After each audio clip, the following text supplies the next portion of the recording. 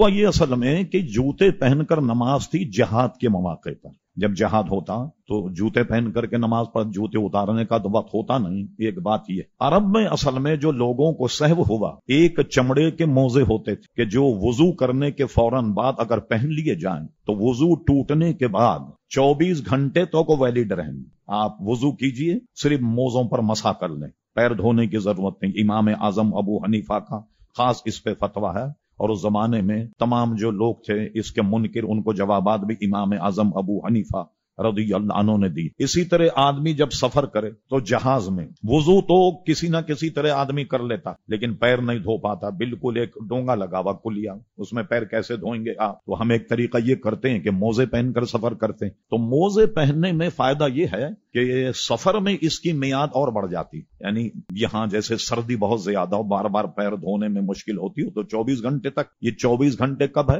وضو ٹوٹنے کے 24 گھنٹے تک آپ مسح کر سکتے ہیں. یعنی دن میں ایک مرتبہ اگر آپ پیر دھو کر کے موزے چڑھا لیں تو آپ کو دن بھر پھر وضو میں پیر دھونے کی ضرورت نہیں. لیکن جب آدمی مسافر ہو تو اس کی مدت اور بڑھ جاتی. وہ مدت کتنی بڑھتی ہے؟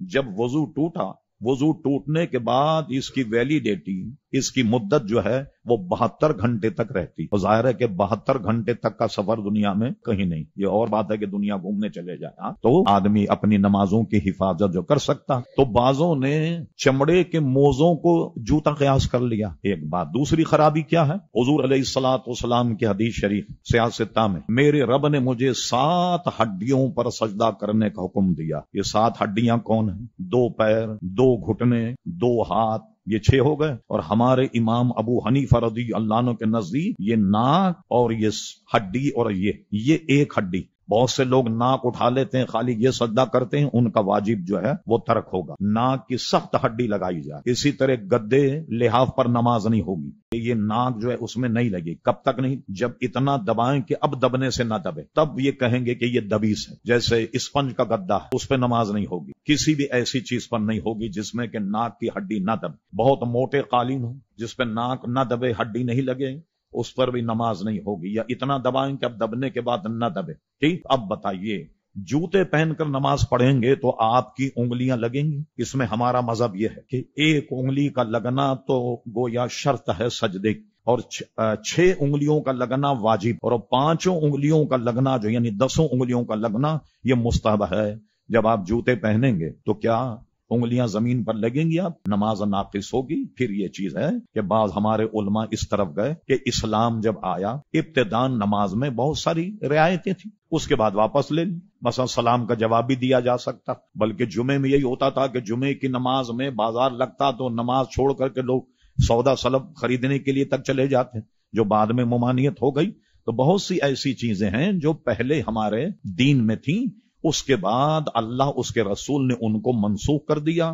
یہ فیصلہ مجتہدین کرتے ہیں ائمہ کہ اس میں کون سی حدیث پر عمل کیا جائے، کس پر نہیں کیا جائے گا، کون سی حدیث کے راوی قوی ہیں، کون سی حدیث کے راوی زیادہ ثقہ ہیں.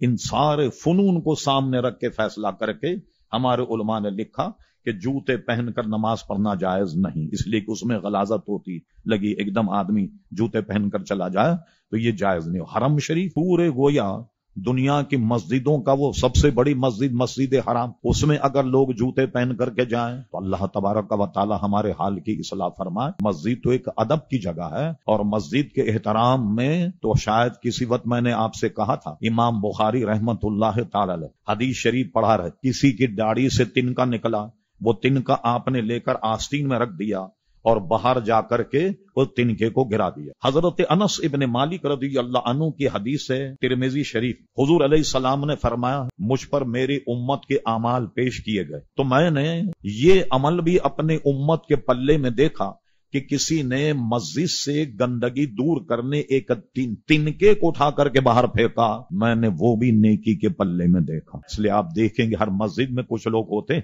اللہ انہیں جزائے خیر، وہ تنخواہ دار نہیں ہوتے، وہ ملازم نہیں ہوتے، کوئی ذمہ داری نہیں، مگر ادھر جھاڑ پھونک کرتے ہیں، بھئی کھڑکیاں صاف کر، ذرا کچرا باہر نکال دیں، یہ کر دیں وہ کر دیں، ان کے لیے اس میں بشارت. اور اس کے بعد فرمایا جب میری امت کے سیئات معصیت مجھ پہ پیش کی گئی، میں نے سب سے بڑا گناہ یہ دیکھا کہ جس کو قرآن مجید فرقان حمید سے کچھ حصہ ملا، کچھ آیتیں یاد کی، کچھ سورت یاد کی یا قرآن حفظ کیا، اور اس کے بعد میں اس کو بھلا دیا. یہ سب سے بڑا گناہ مجھے نظر آیا۔ تو مسجد میں تو ایک تیلی کا اٹھا کر باہر پھینکنا بھی نیکی کا کام ہے، نہ کہ کچرا مسجد میں ڈالنا، جوتے پہن کر کے آنا، یہ ساری چیزیں بالکل لغو ہیں، اور انسانی تہذیب بھی اس کو قبول نہیں کرتی کہ جہاں اللہ تبارک و تعالی کا گھر ہو، نمازیں پڑھی جائیں، وہاں کوئی آدمی جوتا پہن کر کے آ جائے۔ الحمدللہ اہل سنت کی مسجدیں اس سے پاک۔